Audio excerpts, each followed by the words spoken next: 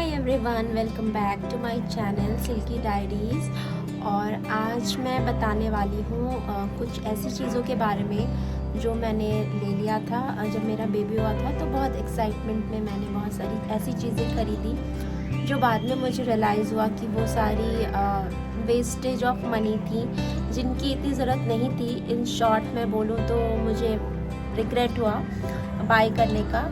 तो आज मैं वीडियो लेकर आई हूँ उन चीज़ों के बारे में जो कि आप अवॉइड कर सकते हैं लेना और अपने पैसे बचा सकते हैं। तो चलिए शेयर करते हैं।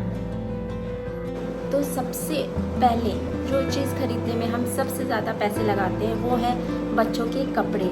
जब न्यूबॉर्न बेबी आता है तो हम एक्साइटमेंट में बहुत सारे कपड़े ले लेते हैं, बहुत सारे क्यूट रॉम्पर्स, बहुत सारे क्लोथिंग सेट्स, मतलब हर डिफरेंट कलर के और बहुत क्यूट क्योंकि हमारा बच्चा होता है तो हमारा ऐसा मन होता है कि हम उसे बहुत सारी अच्छी ड्रेसेस खरीदे पहनाएं। बट ये बहुत मेजर इशू होता है कि हम बहुत अनवांटेड शॉपिंग कर लेते हैं, क्योंकि बहुत सारे कपड़े ऐसे होते हैं जो कि रखे ही छोटे हो जाते हैं। जो हमारे न्यूबॉर्न बेबीज़ होते हैं वो बहुत जल्दी ग्रो करते हैं। तो 0 से 6 मंथ का जो पीरियड होता है उसमें इतने सारे कपड़े हम बच्चों को पहना भी नहीं पाते, और आधे से ज़्यादा कपड़े तो ऐसे होते हैं जो कि रखे ही छोटे हो जाते हैं। और फिर हमें बाद में रिग्रेट होता है कि यार हमने ये कपड़े क्यों खरीदे। कुछ तो कपड़े हमें गिफ्ट्स में भी मिल जाते हैं, तो फिर हमें क्या करना चाहिए। तो मैं बताना चाहूँगी कि आपके जितने भी, पहले तो आप गिफ्ट्स में से ही कुछ कपड़े डिसाइड करके ले लीजिए कि आपको क्या क्या पहनाना है। उसके बाद अगर आपका खुद का चॉइस है तो आप हर सीज़न के हिसाब से 5-6 सेट कपड़े रख सकते हैं। एंड मोस्ट इम्पॉर्टेंटली सीज़न के हिसाब से कपड़े खरीदिए, क्योंकि अगर बहुत ज़्यादा गर्मी के कपड़े ले लेंगे और सर्दियाँ शुरू होने वाली है, या बहुत ज़्यादा सर्दी के कपड़े ले लेंगे और गर्मियाँ शुरू होने वाली हैं, तो भी वो कपड़े हमारे वेस्ट हो जाते हैं, कम्प्लीटली वेस्ट। तो हम थोड़ी सी समझदारी से अपने पैसे भी बचा सकते हैं और अपना स्पेस भी बचा सकते हैं। और ये एक चीज़ थी जो मैंने पर्सनली एक्सपीरियंस की कि वेस्टेज थी, एक्सेसेस ऑफ क्लोथ्स बाइंग। तो प्लीज़ आप लोग इससे भी बचिए। आई होप अगर मैं ये बात बता रही हूँ तो शायद आपको थोड़ी हेल्प मिल जाए। सेकेंड चीज़, baby skin care product. Full skin care product लेना ज़रूरी नहीं है, बिल्कुल भी ज़रूरी नहीं है, ट्रस्ट मी। जब मेरा बेबी आने वाला था तो मैंने पूरा फुल स्किन केयर प्रोडक्ट लिया था, जिसमें मैंने ऑलमोस्ट सारी चीज़ें ली थी। बेबी का soap, oil, massage gel, blush powder, cream, shampoo, means everything. मतलब मुझे ऐसा लगता था कि बेबी के लिए सारी चीज़ें बहुत अच्छी होनी चाहिए और सबसे बेस्ट होनी चाहिए, जो कि सारी मदर सोचती हैं। बट ट्रस्ट मी, ये चीज़ें ज़्यादातर यूज़ नहीं होती, बिल्कुल भी यूज़ नहीं होती। आपके सारे प्रोडक्ट्स ऐसे ही रखे रह जाते हैं। कुछ चीज़ें तो ऐसी होती हैं जो हमारे बेबी की स्किन पर, क्योंकि हमारी बेबी की स्किन बहुत सेंसिटिव होती है, तो वो सूट ही नहीं करती और रैशेज़ आ जाते हैं, और फिर एंड में आपको डॉक्टर ही मना कर देते हैं। तो ये सारी चीज़ें आपकी वेस्ट हो जाती हैं, पैसे वेस्ट हो जाते हैं। और इसलिए मैं सोचती हूँ कि काश मुझे ये किसी ने बताया होता पहले, तो शायद मैं ये गलती नहीं करती।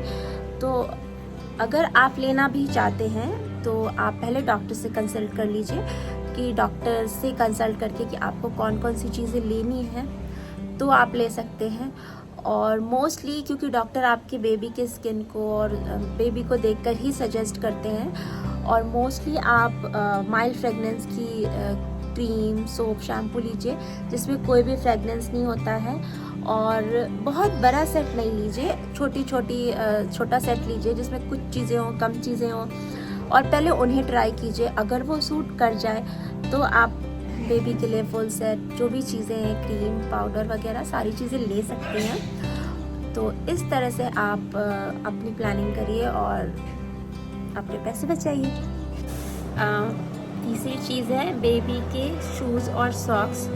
जो कि फैंसी शूज़ और सॉक्स होते हैं वो सिर्फ देखने के लिए ही होते हैं, क्योंकि जब मैंने अपने बेबी के लिए बहुत सारी छोटे शूज़ और सॉक्स ले लिए थे, मैंने सोचा था कि मेरी बेटी के लिए और बेटी के टाइम पे भी सारे मैचिंग शूज़ और सॉक्स होनी चाहिए।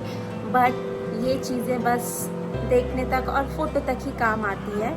आपका एक्चुअल लाइफ में इनका कोई यूज़ नहीं होता है। या तो आप उन्हें पहना नहीं सकती, और अगर पहना भी देती हैं तो बेबी बहुत कंफर्टेबल नहीं रहता है। वो शूज़ मोस्टली गिरा ही देते हैं छोटे बच्चे, और छोटे बच्चे तो चल भी नहीं सकते। तो इसीलिए बेबी के फैंसी शूज़ और सॉक्स इतने सेट लेना कोई नीड नहीं है, कोई ज़रूरी नहीं है। अगर आप चाहते हैं तो 2-3 कॉटन के सॉक्स रख सकते हैं, वो काफ़ी है। फैशन के लिए आप 1-2 सेट ले लीजिए, वो काफ़ी है। बट काफ़ी बल्क क्वांटिटी में शूज़, बल्क क्वांटिटी में मेरे कहने का मतलब है कि हर ड्रेस के साथ मैचिंग शूज़ और सॉक्स लेने ज़रूरी नहीं। फीडिंग बॉटल्स इतनी सारी भी लेने की ज़रूरत नहीं होती है। पहले मुझे लगता था कि फीडिंग बॉटल्स तो हर जगह हर वक्त यूज़ आती है, और मैंने तो 5-6 तरीके के अलग अलग साइज़ेस की फीडिंग बॉटल्स ले ली थी।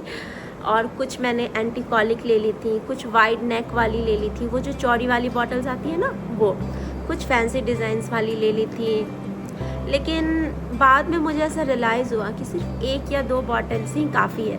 अच्छा, एक बात मैं आपको बता दूँ, ये पॉइंट सिर्फ उन लोगों के लिए है जो अपने बच्चे को बॉटल फीड भी कराती हैं ब्रेस्ट फीडिंग के साथ साथ, या बॉटल फीड पे रखती हैं। जो ब्रेस्ट फीडिंग मदर्स हैं, ब्रेस्ट फीड से अच्छा तो कुछ नहीं होता, लेकिन कभी कुछ सर्कमस्टांसिस में हमें बॉटल फीड भी देना होता है। तो उन केस में मैं आपको बता रही हूँ कि अगर बेबी न्यूबॉर्न है तो आप कोशिश करिए कि उसे आप कटोरी या चम्मच से ही दूध पिलाएं, क्योंकि अगर आप बॉटल से फीड कराएंगे तो उसको गैस होने के चांसेस ज़्यादा होंगे। और जो फीडिंग बॉटल्स जिसके बारे में मैं आपको बता रही थी, वो बहुत ज़्यादा लेने की ज़रूरत नहीं है, ट्रस्ट मी।